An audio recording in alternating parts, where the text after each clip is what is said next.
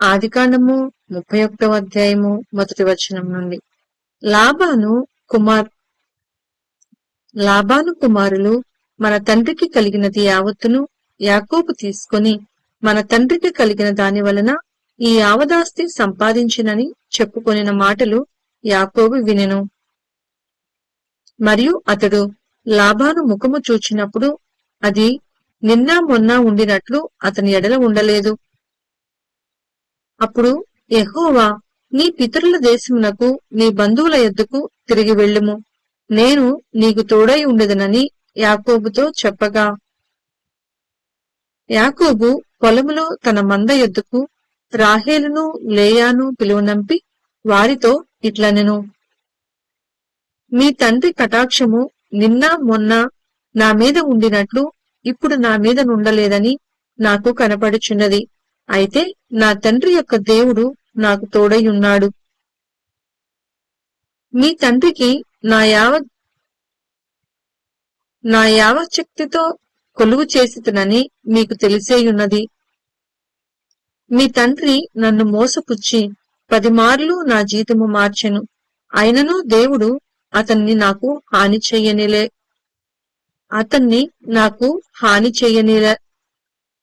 చెయ్యనీయలేదు. అతడు పొడలు కలవి నీ జీతమగునని చెప్పిన ఎడల అప్పుడు మందలన్నీయు పొడలు గల పిల్లలనీనెను. చారలు గలవి నీ జీతమగునని చెప్పిన ఎడల అప్పుడు మందలన్నీయు చారలు గల పిల్లలనీనెను. అట్లు దేవుడు మీ తండ్రి పశువులను తీసి నాకిచ్చెను. మందలు చూలుకట్టు కాలమున నేను స్వప్నమందు కన్నులెత్తి చూడగా గొర్రెలను దాటు పొటేళ్లు చారలైనను పొడలైనను మచ్చలైనను కలవై ఉండెను.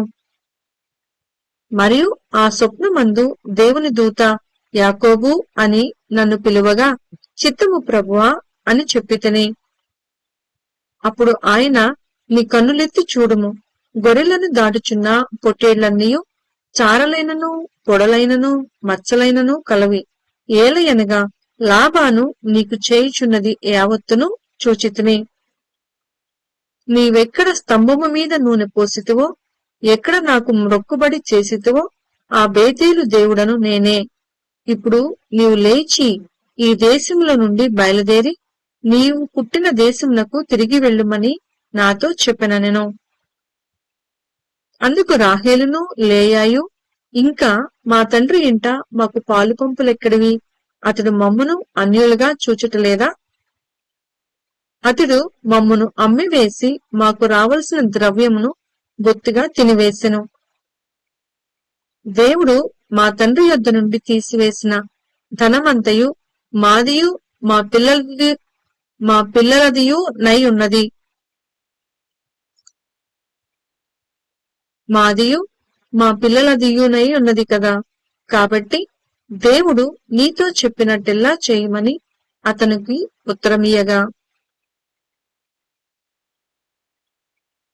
యాకోబు లేచి తన కుమారులను తన భార్యలను ఒంటెల మీద నెక్కించి కనాను దేశమునకు తన తండ్రి అయిన ఇస్సాకు నొద్దకు వెళ్ళుటకు తన పశువులన్నిటినీ తాను సంపాదించిన సంపద యావత్తును పద్దనారాములో తాను సంపాదించిన ఆస్తి యావత్తును తీసుకుని పోయెను. లాబాను తన గొర్రెల పుచ్చు కత్తిరించుటకు వెళ్లియుండగా రాహేలు తన తండ్రి ఇంటనున్న గృహదేవతలను దొంగిల్లెను.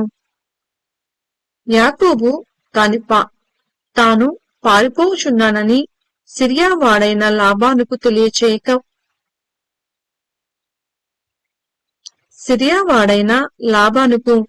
తెలియచేయకపోవుట వలన అతన్ని మోసపుచ్చిన వాడాయెను. అతడు తనకు కలిగిన దంతయు తీసుకొని పారిపోయెను.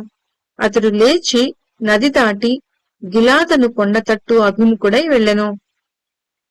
యాకోబు పారిపోయెనని 3వ దినమున లాబానుకు తెలుపబడెను. అతడు తన బంధువులను వెంటబెట్టుకొని 7 దినముల ప్రయాణమంత దూరము అతన్ని తరుముకొని పోయి గిలాదు కొండ మీద అతన్ని కలుసుకొనెను. ఆ రాత్రి స్వప్నమందు దేవుడు సిరియా వాడైన లాబాను నొద్దకు వచ్చి, నీవు యాకోబుతో మంచిగాని చెడ్డగాని పలుకకుము, జాగ్రత్త సుమి అని అతనితో చెప్పెను. లాబాను యాకోబును కలుసుకొనెను.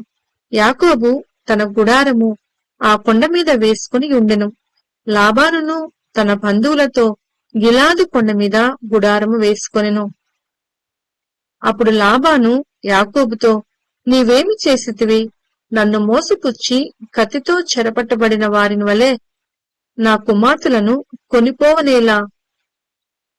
నీవు నాకు చెప్పక రహస్యముగా పారిపోయి నన్ను మోసపుచ్చితివేలా? సంభ్రమంతోనూ పాటలతోనూ మద్దెలతోనూ సితారలతోనూ నిన్ను సాగనంపుదునే. అయితే నీవు నా కుమారులను నా కుమార్తెలను నన్ను ముద్దు పెట్టుకొననీయక పిచ్చిపట్టి ఇట్లు చేసితివి. నీకు హాని చేయుటకు నా చేతనవును. అయితే పోయిన రాత్రి మీ తండ్రి యొక్క దేవుడు, నీవు యాకోబుతో మంచిగాని చెడ్డగాని పలుకకుము, జాగ్రత్త సుమి అని నాతో చెప్పెను. నీ తండ్రి ఇంటి మీద బహువాంఛ గలవాడవై వెళ్లగోరిని ఎడల వెళ్ళుము, నా దేవతల నేల దొంగిలితివనగా. యాకోబు, నీవు బలవంతముగా నా యుద్ధ నుండి నీ కుమార్తెలను తీసుకొందువేమో అనుకొని భయపడితిని. ఎవరి యొద్ద నీ దేవతలు కనబడునో వారు బ్రతుకకూడదు. నీవు నా యొద్దనున్న వాటిని మన బంధువుల ఎదుట వెతికి నీ దానిని తీసుకొనుమని లాబానుతో చెప్పెను. రాహేలు వాటిని దొంగిలినని యాకోబునకు తెలియలేదు. లాబాను యాకోబు గుడారంలోనికి, లేయా గుడారంలోనికి, ఇద్దరి దాసీల గుడారంలోనికి వెళ్ళెను. కాని అతనికేమీయూ దొరకలేదు. తరువాత అతడు లేయా గుడారంలో నుండి బయలుదేరి రాహేలు గుడారంలోనికి వెళ్ళెను. రాహేలు ఆ విగ్రహములను తీసుకుని ఒంటి సామగ్రిలో పెట్టి వాటి మీద కూర్చుండెను. కాగా లాబాను ఆ గుడారమందంతటను తడవి చూచినప్పటికీ అవి దొరకలేదు. ఆమె తన తండ్రితో, తమ ఎదుట నేను లేవలేనందున తాము కోపపడకూడదు, నేను కడగానున్నానని చెప్పెను. అతడెంత వెదికినను ఆ విగ్రహములు దొరకలేదు. యాకోబు కోపపడి లాబానుతో వాదించి అతనితో, నీవిట్లు మండిపడి నన్ను తరుమనేలా? నేను చేసిన ద్రోహమేమి, పాపమేమి? నీవు నా సమస్త సామగ్రి తడివి చూచిన తరువాత నీ ఇంటి వస్తువులన్నిటిలో ఏది దొరికెను? నా వారి ఎదుటను నీ వారి ఎదుటను అది ఇట్లు తెచ్చిపెట్టుము, వారు మన ఉభయుల మధ్య తీర్పు తీర్చుదురు. ఈ 20 ఏండ్లు నేను నీ యొద్దనుంటిని, నీ గొర్రెలనైనను మేకలైనను ఈచుకొని పోలేదు, నీ మంద పొట్టేళ్లను నేను తినలేదు. దుష్ట మృగముల చేత చీల్చబడిన దానిని నీ యొద్దకు తేక ఆ నష్టము నేనే పెట్టుకొంటిని. పగటి యందు దొంగిలింపబడిన దానినేమి, రాత్రి యందు దొంగిలింపబడిన దానినేమి నా యొద్ద పుచ్చుకొంటివి. నేను ఇలాగుంటిని. పగటి ఎండకును రాత్రి మంచుకును నేను క్షీణించిపోతిని, నిద్ర నా కన్నులకు దూరమాయెను. ఇది వరకు నీ ఇంటిలో 20 ఏండ్లు ఉంటిని.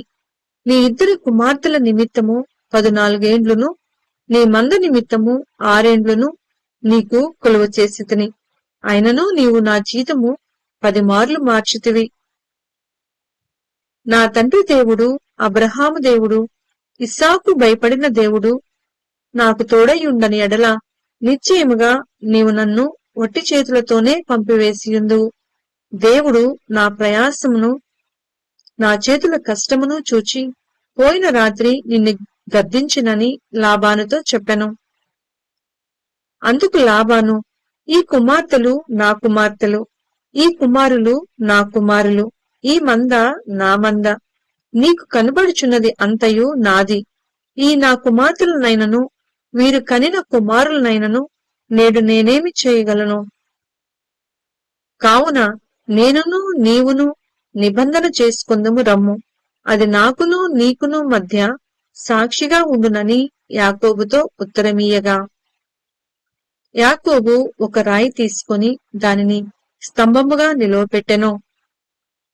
మరియు యాకోబు రాళ్లు కూర్చుడని తన బంధువులతో చెప్పెను. వారు రాళ్లు తెచ్చి కుప్పవేసిరి. అక్కడ వారు ఆ కుప్ప యొద్ద భోజనము చేసిరి. లాబాను దానికి యగర్ సహదూత అని పేరు పెట్టెను. అయితే యాకోబు దానికి గలేదు అని పేరు పెట్టెను. లాబాను నేడు ఈ కుప్ప నాకును నీకును మధ్య సాక్షిగా ఉండునని చెప్పెను. కాబట్టి దానికి గలేదను పేరు పెట్టెను. మరియు మనము ఒకరికొకరము దూరముగా నుండగా యెహోవా నాకును నీకును మధ్య జరుగునది కనిపెట్టునని చెప్పెను. కనుక దానికి మిస్పా అని పేరు పెట్టబడెను.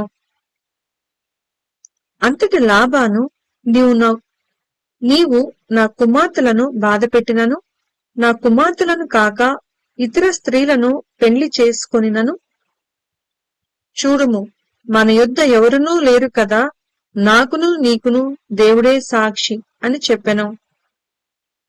మరియు లాబాను, నాకును నీకును మధ్య నేను నిలిపిన ఈ స్తంభమును చూడుము, ఈ కుప్ప చూడుము.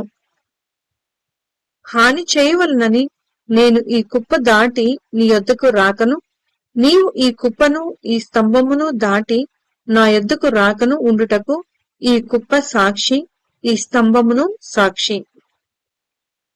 అబ్రహాము దేవుడు, నాహోరు దేవుడు, వారి తండ్రి దేవుడు మన మధ్య న్యాయము తీర్చునని చెప్పెను. అప్పుడు యాకోబు తన తండ్రి అయిన ఇస్సాకు భయపడిన దేవుడు తోడని ప్రమాణము చేసెను. యాకోబు ఆ కొండ మీద బలి అర్పించి భోజనము చేయుటకు తన బంధువులను పిలువగా, వారు భోజనము చేసి కొండ మీద ఆ రాత్రి వెళ్లబుచ్చిరి. తెల్లవారినప్పుడు లాబాను లేచి తన కుమారులను తన కుమార్తెలను ముద్దు పెట్టుకొని వారిని దీవించి బయలుదేరి తన ఊరికి వెళ్లిపోయెను.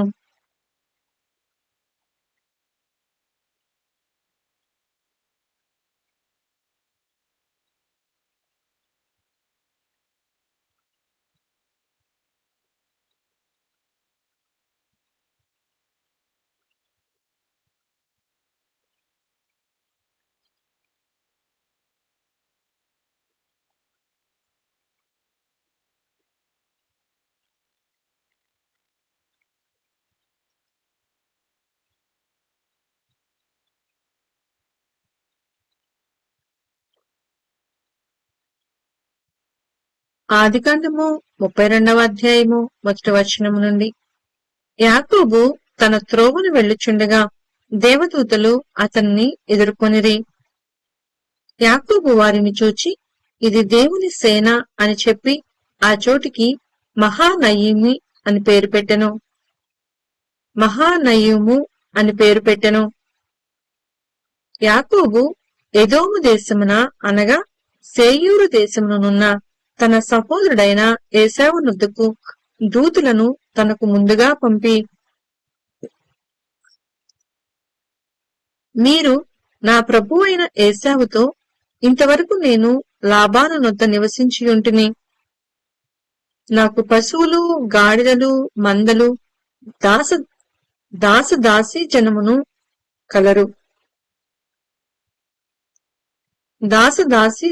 కలరు. నీ కటాక్షము నా యందు కలుగునట్లుగా నా ప్రభువు నకిది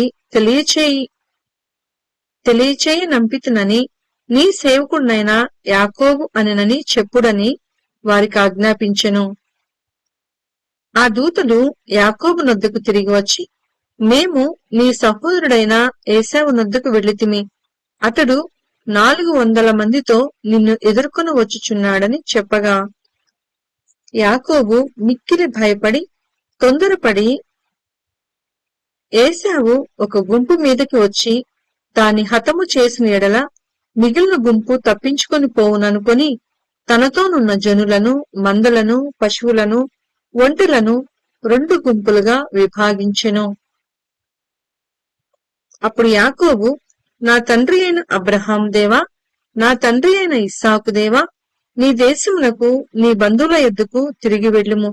నీకు మేలు చేసేదనని నాతో చెప్పిన యెహోవా, నీవు నీ సేవకునికి చేసిన సమస్తమైన ఉపకారములకును సమస్త సత్యమునకును అపాత్రుడను. ఎట్లనగా నా చేతి కర్రతో మాత్రమే ఈ యొర్దాను దాటితిని. ఇప్పుడు నేను 2 గుంపులైతిని. నా సహోదరుడైన ఏశావు చేతి నుండి దయచేసి నన్ను తప్పించుము. అతడు వచ్చి పిల్లలతో తల్లిని నన్ను చంపునేమో అని అతనికి భయపడుచున్నాను. నేను నీకు తోడై నిశ్చయముగా మేలు చేయుచు విస్తారమగుట వలన లెక్కింపలేని సముద్రపు ఇసుకవలే నీ సంతానము విస్తరింపచేదునని సెలవిచ్చితివే అనెను.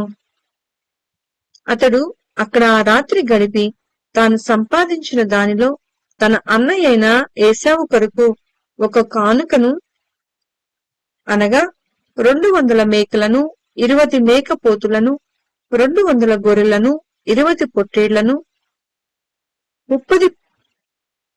30 పాడి ఒంటెలను, వాటి పిల్లలను, 40 ఆవులను, 10 ఆబోతులను, 20 ఆడుగాడిదలను, 10 గాడిద పిల్లలను తీసుకొని మందను వేరువేరుగా తన దాసుల చేతికప్పగించి, మీరు మందకు నడుమ ఎడముంచి నాకంటే ముందుగా సాగిపొండని తన దాసులతో చెప్పెను.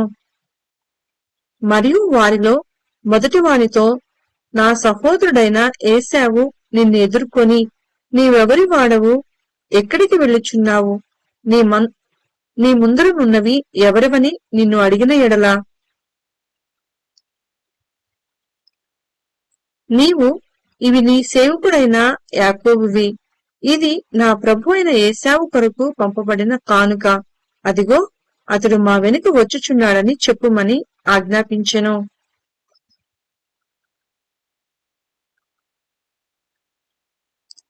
అట్లతడు, నేను ముందుగా పంపుచున్న కానుక వలన అతని సమాధాన పరిచిన తర్వాత నేను అతని ముఖము చూచెదను. అప్పుడతడు ఒకవేళ నన్ను కటాక్షించుననుకొని మీరు ఏశావును చూచినప్పుడు ఆ చొప్పున అతనితో చెప్పవలెననియు, మీరు ఇదిగో నీ సేవకుడైన యాకోబు మా వెనుక వచ్చుచున్నాడని చెప్పవలెననియు, 2వ వానికిని 3వ వానికిని మందలు వెంబడి వెళ్లిన వారికందరికీ ఆజ్ఞాపించెను. అతడు కానుకను తనకు ముందుగా పంపించి తాను గుంపులో ఆ రాత్రి నిలిచెను. ఆ రాత్రి అతడు లేచి తన 2 భార్యలను, తన 2 దాసీలను, తన 11 మంది పిల్లలను తీసుకుని యబ్బోకు రేవు దాటిపోయెను. యాకోబు వారిని తీసుకొని ఆ ఏరు దాటించి తనకు కలిగిన దంతయు పంపివేసెను. యాకోబు ఒక్కడు మిగిలిపోయెను. ఒక నరుడు తెల్లవారు వరకు అతనితో పెనుగులాడెను. తాను అతని గెలవకుండుట చూచి తొడగూటి మీద అతనిని కొట్టెను. అప్పుడతడు ఆయనతో, పెనుగులాడుట వలన యాకోబు తొడ గూడు వలిసెను.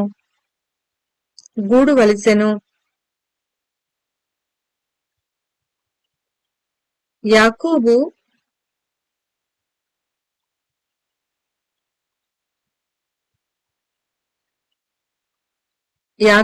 తొడగూడు వలసెను.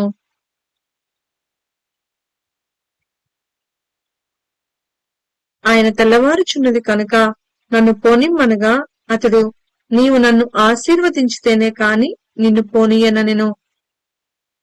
ఆయన నీ పేరేమని అడగగా అతడు యాకోబు అని చెప్పెను. అప్పుడు ఆయన నీవు దేవునితోనూ మనుషులతోనూ పోరాడి గెలిచితివి కనుక ఇక మీదట నీ పేరు ఇజ్రాయేలే కాని యాకోబు అనబడదని చెప్పెను. అప్పుడు యాకోబు, నీ పేరు దయచేసి తెలుపమనెను. అందుకైనా, నీవు ఎందు నిమిత్తము నా పేరు అడిగితివని చెప్పి అక్కడ అతన్ని ఆశీర్వదించెను. యాకోబు, నేను ముఖాముఖిగా దేవుని చూచితిని, అయినను నా ప్రాణము దక్కినదని ఆ స్థలమునకు పెనూయేలు అను పేరు పెట్టెను. అతడు పెనూయేలు నుండి సాగిపోయినప్పుడు సూర్యోదయమాయెను. అప్పుడతడు తొడకుంటుచూ నడిచెను. అందుచేత ఆయన యాకోబు తొడగూటి మీది తుంటి నరము కొట్టినందున నేటి వరకు ఇజ్రాయేలీలు తొడగూటి మీదనున్న తుంటి నరము తినరు.